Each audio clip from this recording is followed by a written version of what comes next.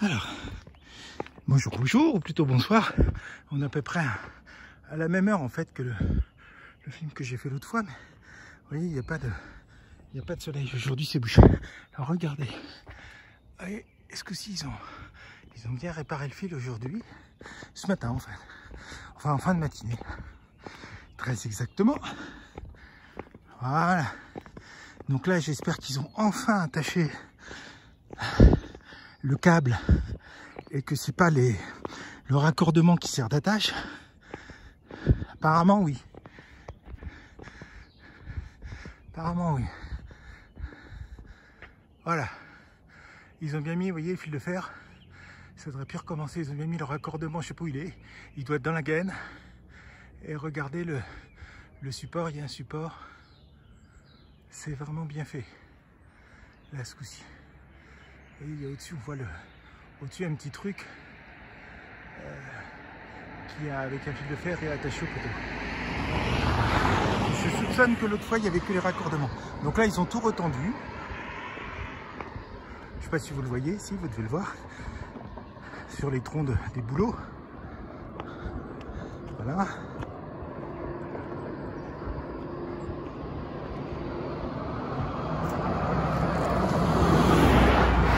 Donc là, ils l'ont réattaché aussi, ils sont retendus, vous voyez. Ils ont bien fait ça. Donc là, ils traînent plus quasiment à terre. Et là non plus, donc vous voyez toujours le fil qui passe. Hein. Ils ont bien... Alors je vous rappelle quand même que depuis le 1er janvier, on a eu 3 semaines très exactement, à quelques jours près, on a eu 3 semaines de Wi-Fi. Et de téléphone fixe, ce qui est quand même remarquable. Depuis le 1er janvier, on est quand même fin mars. Voilà, donc là, effectivement, ça va où c'est ici? Non, c'est là. Je suis allé trop loin. Alors, il est où? Il est là. Voilà, le poteau est là. C'est là que c'est hallucinant. Les lichens, mais beaucoup de lichens sur les arbres. Signe que c'est pas une terre riche. Voilà, donc vous voyez, on voit bien ici le fil qui part dans les bois. Donc combien de temps ça va tenir s'il y a du vent? Là, c'est une attache un petit peu souple, hein. On voit. Et donc ici, par là, ça, si vous voyez, voilà. Donc ils ont apparemment retendu tout ça sauf l'attache du poteau. Donc vous voyez que le photo, si on compare les deux troncs, il plie, il penche. Parce que là, l'attache, en fait, c'est vraiment... Je suppose que ça va aux granges qui sont derrière. Mais en passant par les bois, c'est peut-être pas... Ils auraient dû faire passer ça par le pré. Il y aurait peut-être moins d'ennuis. Évidemment, ce sont les blocs de pierre, vous savez, tenus par des grillages, mais les grillages, je ne sais pas s'ils sont, comment dire, anti-rouille ou pas. En tout cas, là, ils sont un petit peu estintés. C'est des roches d'issue, c'est pour ça que ça fait sympa. Je rappelle qu'en fait, apparemment, ici, il ne devait pas y avoir de route, puisque l'ancienne route pour aller aux stations est plus loin. Donc, il ne devait pas y avoir de route par ici, a priori. Mais je ne veux pas m'avancer. Donc forcément, ça a été fait.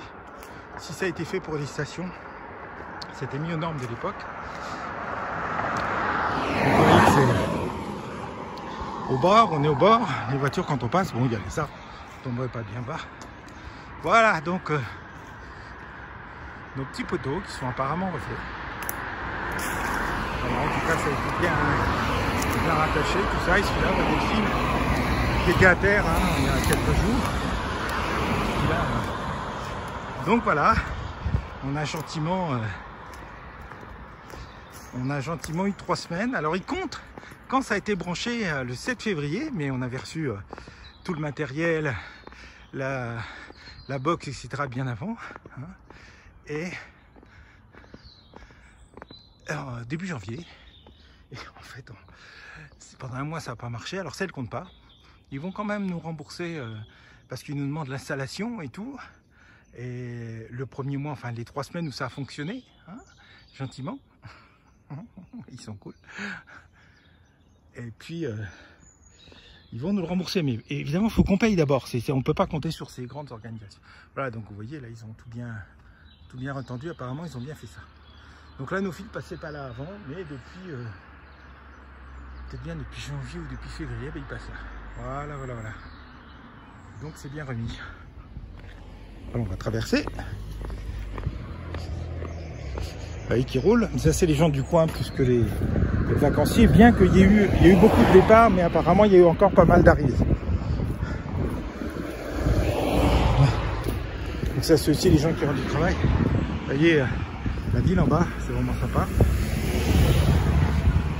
Les montagnes au-dessus, donc qui sont bien plus hautes que nous, hein, qui ont à peu près la même hauteur que la montagne sur laquelle on est, hein, qui ça continue à monter, c'est-à-dire ils sont entre 2000 et 3000 mètres. Comme nous, je ne sais jamais comment il s'appelle notre mont, mais en fait il fait, je crois qu'il fait, il fait plus de 2200 mètres. Donc on est à la moitié, un peu plus, voilà. Et donc là, les sommets en face, de l'autre côté de la vallée, font pareil. Donc évidemment, on voit bien les gens qui à l'époque se sont installés dans la vallée. Ah, je ne sais pas si on voit là, sur le bout de l'espèce de goutte là, la chapelle Saint-Michel, et on voit que, bah oui, c'est un terrain pauvre, pas seulement parce qu'il y a des pierres, mais parce que c'est sablonneux. Et donc ça tient pas. Donc vous voyez que tout ça c'est des éboulis. Le dernier déboulis date du 19e siècle. Il n'y avait plus que le clocher de l'église qui était visible. Voilà ce qui explique que l'église en bas de la ville n'est pas de style savoyard, parce que elle a été construite ou reconstruite, enfin construite, pas restaurée, parce que voilà, je crois en 1856 ou 1860. Donc elle est aussi du 19e siècle. Donc c'est vraiment la seule église dans le coin qui n'a pas de bulbe, hein, comme tous les clochers savoyards et haut-savoyards, de l'ancien duché au royaume de Savoie, etc. Et alors je sais pas, j'aimerais savoir si, je suis pas sûr qu'ils aient tout déterré, parce que c'était quasiment, je crois que c'était une bonne partie de la ville à l'époque qui était recouverte, hein. Si c'était l'église, c'était tout le centre-ville, donc c'était beaucoup moins étendu que maintenant, évidemment. Et je suis pas allé voir à la mairie ou à la bibliothèque encore pour savoir s'il y a eu un livre dessus, un texte qui en parle. Mais ça apparaissait pas forcément dans les journaux français à l'époque, hein, parce que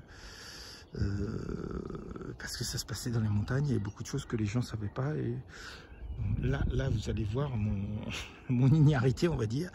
Je ne sais pas quand il y a eu le vote de la Savoie et de la Haute-Savoie pour être attaché à la France. Alors vous savez que c'est un peu compliqué par ici, parce que le comtat venessin, etc., a été, je pense, c'est par vote aussi, comme la Savoie, la Haute-Savoie. Par contre, Genève, c'est à la Révolution, qui est pas très loin, faisait partie de la France et a demandé à être attaché à la Suisse. C'est ce qui s'est passé. Donc je sais plus si c'est par élection ou pas. Ça a été fait pendant les premiers temps révolutionnaires. Voilà, donc vous voyez que finalement c'est très bien, parce que les gens ont pu choisir. Voilà. Donc, alors c'est vrai qu'il y a une ouverture sur la France du côté de la Savoie, de la Haute-Savoie. Il n'y a pas forcément une ouverture sur l'Italie, puisqu'on arrive au fond des vallées, hein, même si on est très près de l'Italie. Voilà. Voilà. Vous voyez, donc vous entendez toutes les voitures qui passent. Les gens qui montent. Alors effectivement, il y a quand même des gens qui habitent dans les stations là-haut. Et en même temps, ben, il y a ceux qui viennent faire du ski, qui viennent.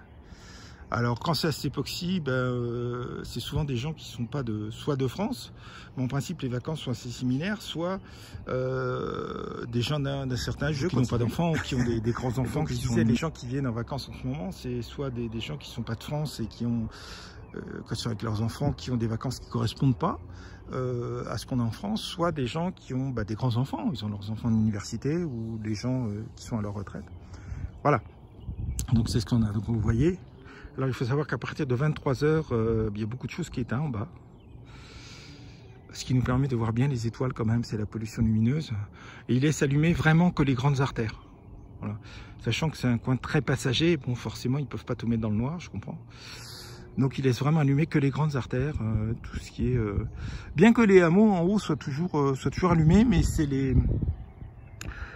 c'est pas les éclairages qui sont au bord de la route, c'est les éclairages qui sont à l'entrée des hameaux, en fait, qui restent allumés. Donc c'est toute une technique, c'est vraiment très différent de ce qui se passe en plaine, c'est ça qui est très intéressant. Donc voilà, donc je vous ai montré à la fois le fil, je vous ai parlé de la ville, tout ça. Et aujourd'hui, vous voyez, on n'a pas On n'a pas exactement de soleil, on a plus, c'est nuageux. Donc voilà. Sur ce, je vous souhaite une bonne soirée. Que Dieu vous bénisse tous et toutes. Et puis donc on va pouvoir reprendre les directs sans trop de difficultés. J'espère. Pour moins quelques semaines. Allez, à très bientôt. Que Dieu vous bénisse. Alors, bonjour et bonsoir. Je vous filme parce que c'est étonnant les couleurs. Et là, c'est baissé parce que derrière, c'est des jaunes. Donc, il y a du brouillard et tout. Il y a de la pluie, hein, il pleut. Et vous voyez, il n'y a plus de neige, hein, même là. Il n'y a plus de neige. Et en fait, c'est une couleur assez rigolote. Assez lumineux. Alors, j'espère qu'il ne pleut pas là-haut, mais qu'il neige. S'ils annonçaient de la neige au-dessus de 1800, donc au-dessus de 1800, tout ça c'est au-dessus de 1800 là-haut. Et qu'on ait du blanc quand même, parce que si au 1er avril, même tous les sommets sont blancs, ça va pas être cool. Voilà.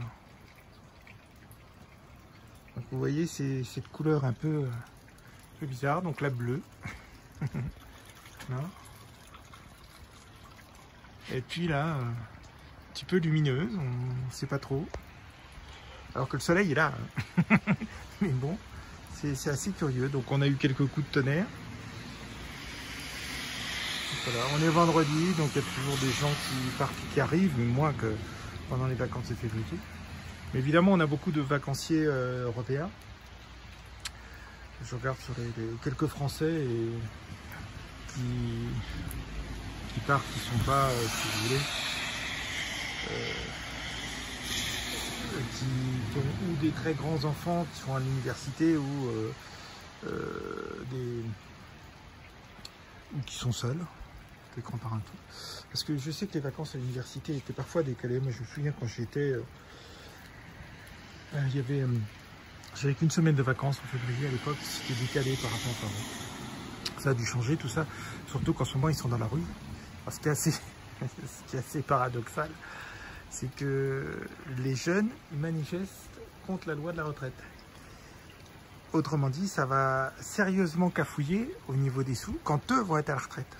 C'est-à-dire qu'ils brisent eux-mêmes leur retraite actuellement. Tout le monde sait, hein, c'est pas que la France, c'est tous les pays d'Europe, on ne parle pas des États-Unis ou c'est autre chose, mais tous les pays d'Europe qui ont un système un petit peu social, c'est parfaitement comment ça se passe. Ils ont tous soit augmenté parfois plus l'âge, soit de toute façon, ils constituent des réserves par rapport au nombre de population qui va être à la retraite, etc.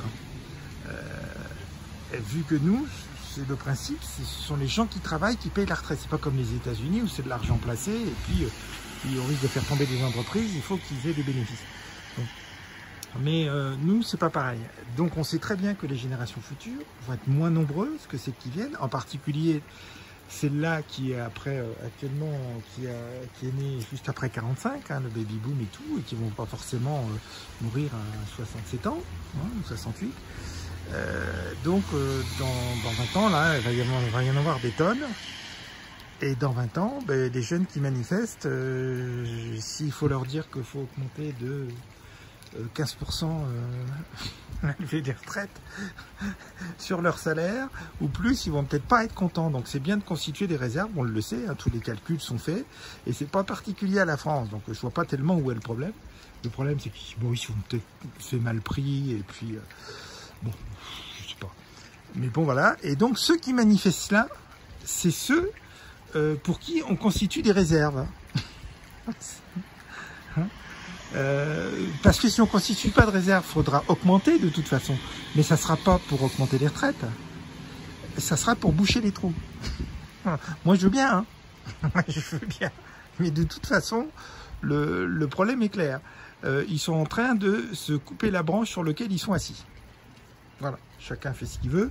Alors sans doute que les autres pays, ils ont procédé autrement. Et puis bon, on sait que les Allemands c'est pas du tout le même système, puisque les entreprises en particulier s'accordent avec les syndicats quand il faut baisser les salaires, mais s'accordent tout de suite avec les syndicats quand ils peuvent les augmenter. Donc c'est pas du tout le principe en France. Hein.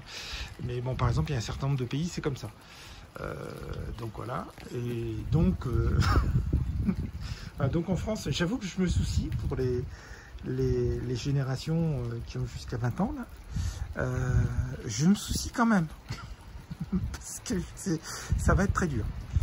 Donc voilà, mais bon, c'est leur façon de faire. En plus, quand il y a des partis politiques qui se croient qu'ils ont la majorité, je suis désolé, celui qui a le plus de voix, et certes, même si j'ai pas voté pour lui, ni au premier tour, ni au deuxième, ni pour les députés, c'est le président actuel. Il n'y a pas à y revenir. C'est lui qui a été élu président. De toute façon, il arrive en tête. Si mes souvenirs sont exacts. Et donc, il n'y a rien que ce soit contre Le Pen ou que ce soit contre un autre. Je ne suis pas sûr que ça aurait changé quelque chose. Et au niveau des députés, c'est lui qui en a le plus. Donc, ça s'arrête là. C'est ça la démocratie. Ça veut dire qu'il y a une majorité de Français qui ont voté pour lui, dans ceux qui ont voté. Donc ça s'arrête là, c'est une constatation, on va pas tous les tuer parce que voilà, ça s'est fait comme ça, donc c'est tout.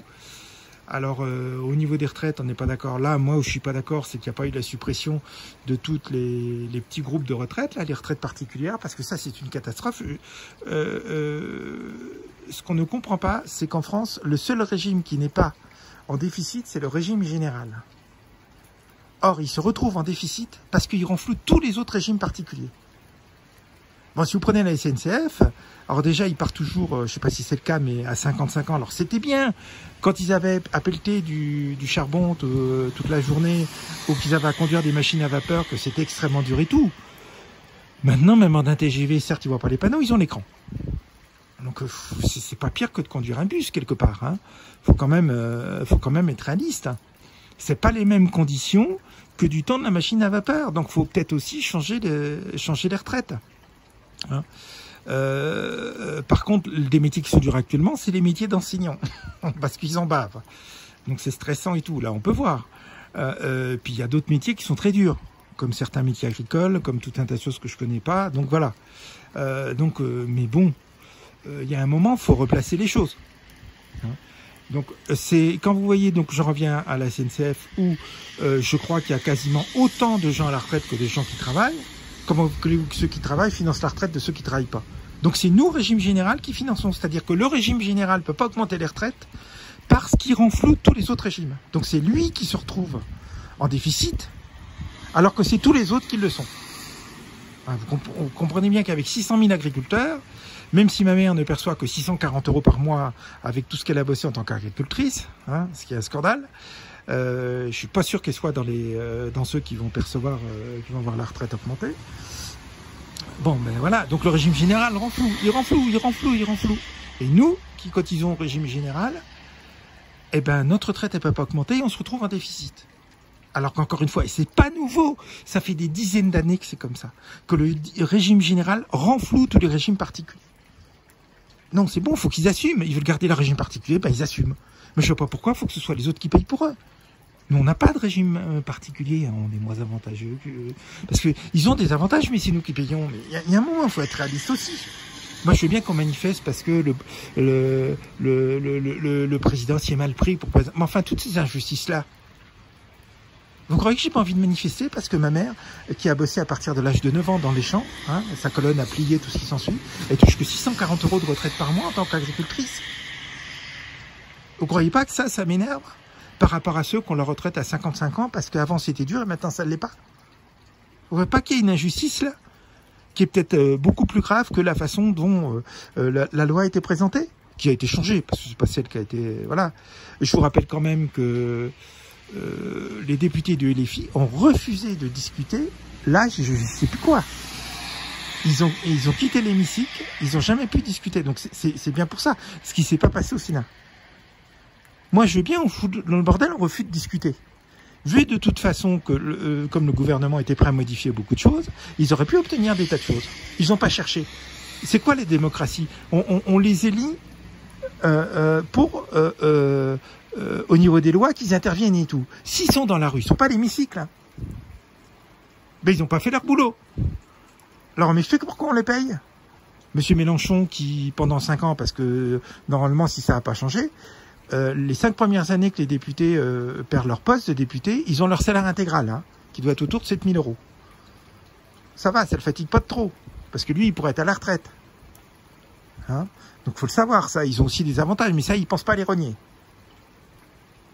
Donc c'est bien de nous emmener ailleurs. mais il faut voir l'essentiel. Moi, ça ne solutionne pas la retraite de ma mère, hein, et de tous les agriculteurs et de ceux qui ont des très basses retraites. Parce que le régime général, il faut toujours qu'il paye pour assurer les avantages des régimes particuliers. Et c'est ça qu'il faut supprimer, les régimes particuliers. Voilà, maintenant, actuellement, je vois pas où est la difficulté. On n'est pas comme il y a 50 ans. Alors, on préfère se battre pour... bah oui, puis qui c'est qui va payer les pots cassés, là? Des délirants qui s'amusent, ils ont passé leurs examens, les étudiants, ils se défoulent. C'est bien gentil. Mais il y a un moment, le préado de 15 ans, que j'ai entendu parler hier, qui a fondé un truc, qui parle... C'est un très bon politicien. Il a intérêt à faire politicien s'il veut une bonne retraite. Parce que je ne suis pas sûr que quand il sera à la retraite, s'il n'y a pas de modification faite, elle pourra lui être payée. Ben oui. Ben oui. Il y a des moments, il faut voir les choses simples. Si on ne commence pas à changer les injustices à portée de main, on peut toujours casser toute la France. Hein.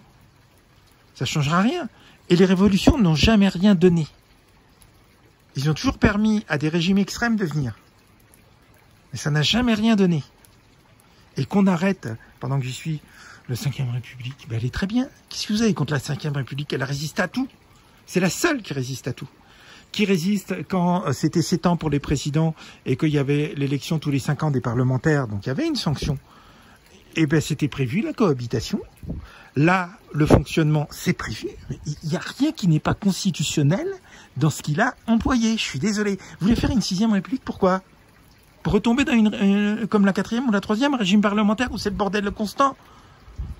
Ou sur la 4e République, je ne sais pas combien de temps elle a duré, quelques années, il y a eu plus de 100 gouvernements différents. C'est ça que vous voulez? En France, il faut un chef. Parce qu'on est comme ça. Et c'est pas un hasard si De Gaulle l'a fait comme ça. Elle est très bien étudiée, résiste à tout, cette 5e République. Elle part à tout, c'est la seule. C'est la seule. Et je vois pas entre nous, hein, vous pouvez faire une 6e, une 7e, une 30e République, c'est les gens qui sont au pouvoir. Hein. Je vous rappelle que Poutine, pour la constitution de la Russie, il a fait appel aux Français. C'est quasiment du copier-coller, d'après ce que j'ai pu apprendre, la constitution russe actuelle est quasiment du copier-coller avec la constitution française. Vous préférez vivre en Russie ou en France? Tout dépend des gens qui sont au pouvoir. C'est simplement ça. Donc vous pouvez faire une 6e, une 7e République. Si vous avez un incompétent, si vous avez un con, si vous avez quelqu'un qui veut faire une dictature, que vous soyez à la 30e République, il le fera. C'est à nous à ne pas se tromper dans nos votes. Maintenant, il faut accepter nos votes. C'est ça la démocratie. Il faut peut-être que ceux qui cassent tout et tout, bon, il y en a qui viennent pour ça, elles se rappellent qu'il y a eu des élections. Hein. On peut toujours les contester, faire tout ce qu'on veut. N'empêche que voilà le résultat. On aurait pu avoir pire.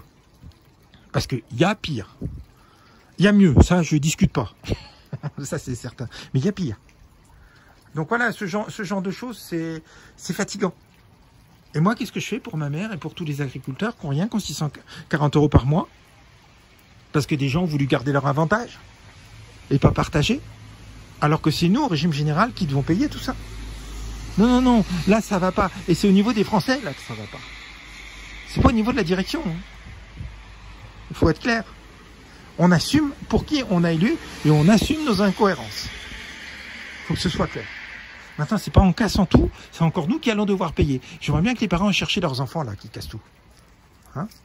Et puis qu'on leur demande à eux de payer. Parce que je sais pas pourquoi ma mère, qui paye des taxes et tout, ça va encore être pris dessus. Quand je dis ma mère, c'est tous les autres, tous ceux qui ont à peine de quoi vivre.